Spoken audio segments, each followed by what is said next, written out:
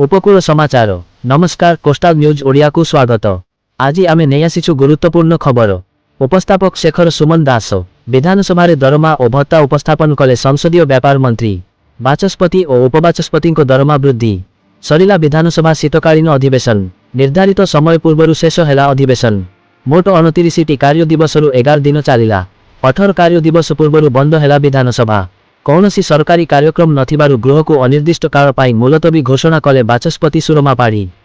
मुलतवी प्रस्ताव रखिथिले सरकारी दल मुख्य सचेतक। चलित अधिवेशन में 17,440 कोटी टंकार अतिरिक्त व्यय मंजूरी बिल पारित होईछि। आज विधानसभार शीतकालीन अधिवेशन शेष दिन में पारित है दरमा और भत्ता। विधानसभा बिल उपस्थापन कले संसदीय व्यापार मंत्री मुकेश महालिंग। विधायकों दरमा को नहीं आसीछि एही संशोधित बिल। एही नूतन संशोधित बिल रे विधायकों दरमा और भत्ता वृद्धि करा जायछि। विधायकों दरमा 3 लाख को वृद्धि होईछि। पूर्वरु दरमा भत्ता बाबद को 1 लाख टंका पाउथिले विधायक। पूर्वतन विधायकों पेंशन मध्य वृद्धि होईछि। मंत्री बाचस्पति और उपबाचस्पति दरमा मध्य वृद्धि करा जायछि। 5 वर्ष को थरे बढ़िबो विधायक और पूर्वतन विधायकों दरमा भत्ता और पेंशन। बिल आकार रे नकरी ऑर्डिनेंस जरिया दरमा वृद्धि करा जाय पारिबो। विधायकों मोट दरमा 3,45,000 टंका होईछि। 40,000 टंका पाउथिले मिलिबो 96,000 टंका। 36,000 टंका पाउथिले मिलिबो 92,000 टंका।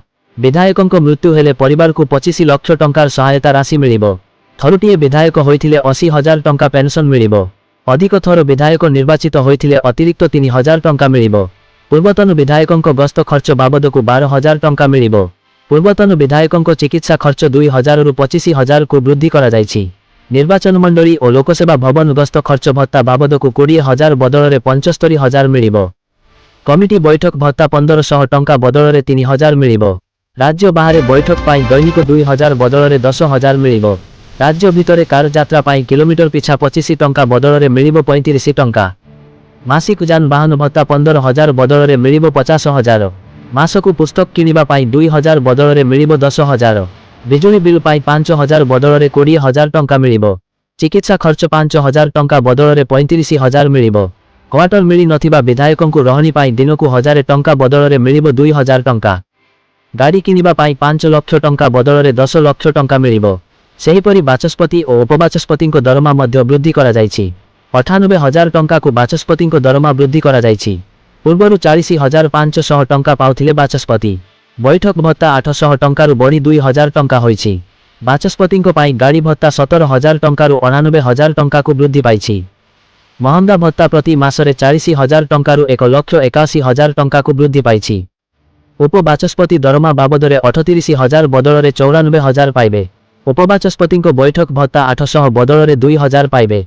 कार भत्ता 17,000 बदल में 85,000 पाइबे। व्यक्तिगत भत्ता 40,000 बदल में 1,77,000 पाइबे। बासगृह भत्ता दैनिक 2,000 टंका पाइबे। आपण माने कोस्टाल न्यूज ओडिया चैनल को लाइक शेयर और सब्सक्राइब करी आम सह जोड़ी रहंतु। उपकूल समाचार। वंदे उत्कल जननी।